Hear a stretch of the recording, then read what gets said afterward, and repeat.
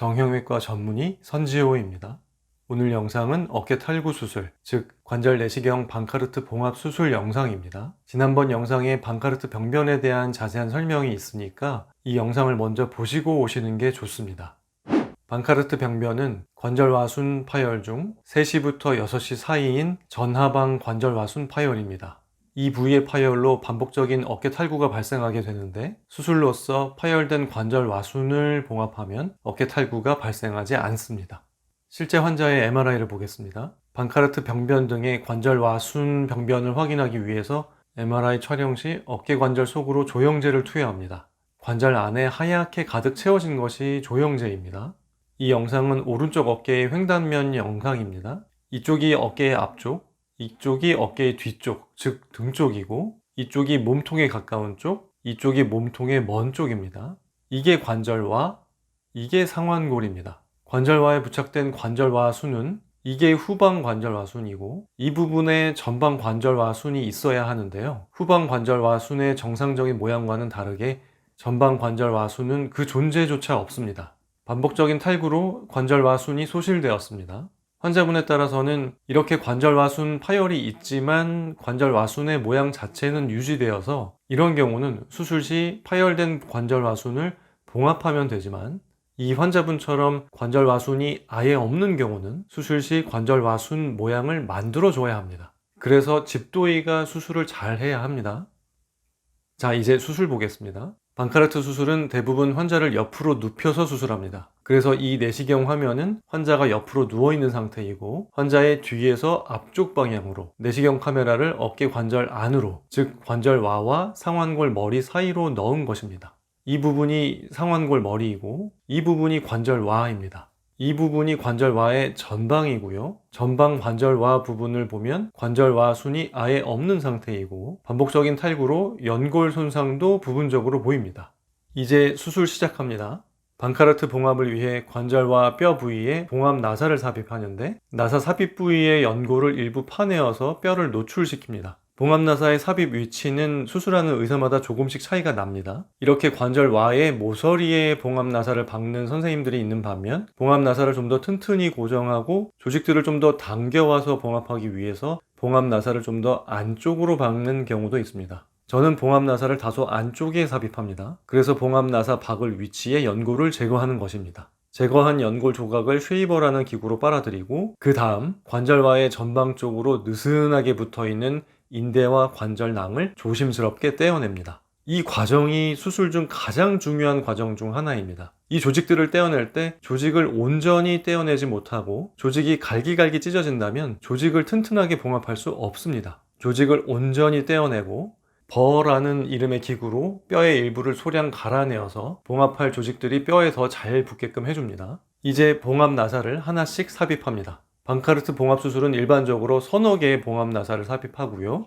저는 4개의 봉합 나사를 삽입합니다. 봉합 나사의 삽입 위치는 이런 식으로 삽입됩니다. 이제 첫 번째 봉합 나사를 삽입합니다. 가장 아랫부분 먼저 삽입합니다. 봉합 나사는 회전근개 봉합 수술 때보다는 크기가 작은 나사를 사용합니다. 봉합 나사 삽입을 위해 드릴로 뼈에 구멍을 냅니다. 드릴 가이드로 나사 삽입 위치를 잘 잡고 드릴로 뼈에 구멍을 뚫고 드릴 가이드 속으로 봉합 나사를 넣은 후 망치로 쳐서 봉합 나사를 고정합니다. 이렇게 나사를 뼈에 고정하면 봉합할 한 쌍의 실이 뼈에 고정됩니다. 방카르트 수술 시 봉합 나사의 견고한 고정이 매우 중요합니다. 이런 식으로 수술 중에 나사가 빠져버리면 큰 낭패를 보게 됩니다. 실 하나를 다른 캐뉼라 쪽으로 빼놓습니다. 이제 조직을 실로 떠야 하는데요. 저는 회전근개 봉합할 때 사용하는 바늘을 방카르트 수술 시에도 사용하지만 첫 번째와 두 번째 봉합 시에는 저는 이 바늘을 사용하지 않고 특수 도구로 조직을 꿰입니다. 스콜피온이라는 이름의 기구인데요. 이 기구의 특징은 봉합할 실을 기구에 끼우고 봉합 위치를 선정한 다음 손잡이를 당기면 기구 끝에 블레이드가 조직을 뚫고 나오고 이때 봉합할 실도 조직을 뚫고 나오게 됩니다. 이런 과정으로 조직을 뜨게 됩니다. 이렇게 조직을 꿰일 때 조직을 얕게 뜨는 게 아니라 기구를 좀 더 깊숙이 넣어서 깊이 떠야 조직을 좀 더 튼튼하고 두텁게 봉합할 수 있고 느슨해져 있는 인대를 좀 더 관절와 쪽으로 당겨오니까 인대의 기능도 더 확실하게 만들어줄 수 있습니다. 조직을 꿰인 실로 이제 매듭을 만듭니다. 매듭 방법은 회전근개 수술과 같습니다. 이런 식으로 매듭을 만들어서 캐뉼라 안으로 매듭을 집어넣고 매듭을 견고히 하는데요. 이때 조직을 위쪽 안쪽으로 당겨서 조직들이 원하는 위치로 오게끔 한 상태에서 매듭을 만들어야 합니다. 그래야 조직을 더 두텁고 튼튼하게 만들 수 있습니다. 상완골 연골 부위의 매듭 부위가 닿지 않기 위해 매듭은 이렇게 관절화 부위와 먼 방향으로 만들어야 합니다. 그리고 남은 실을 잘라냅니다. 그럼 이제 두 번째 봉합 나사를 삽입합니다. 첫 번째 나사와 일정한 간격을 두어서 적절한 위치를 선정하고 드릴로 구멍을 뚫고 봉합 나사를 고정한 후 스콜피온으로 조직의 실을 통과시킨 후 매듭을 견고히 만들고 남은 실을 자릅니다.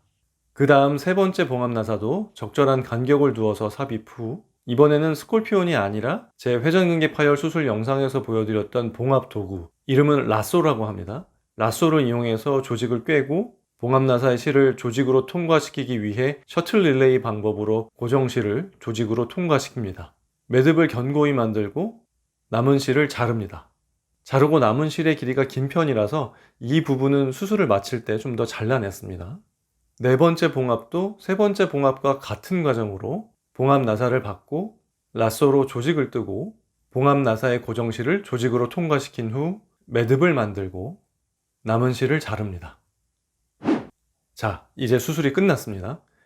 수술 전과 비교하면 이렇습니다. 봉합 전에는 이 앞쪽에 광활한 공간이 형성되어 있고 관절과 순이 아예 소실된 모양인 반면에 봉합 후에는 앞쪽 공간이 좁아져 있고 관절과 순과 같은 조직을 만들어서 어깨가 더 이상 빠지지 않도록 만들었습니다. 수술이 만족스럽게 잘 됐습니다.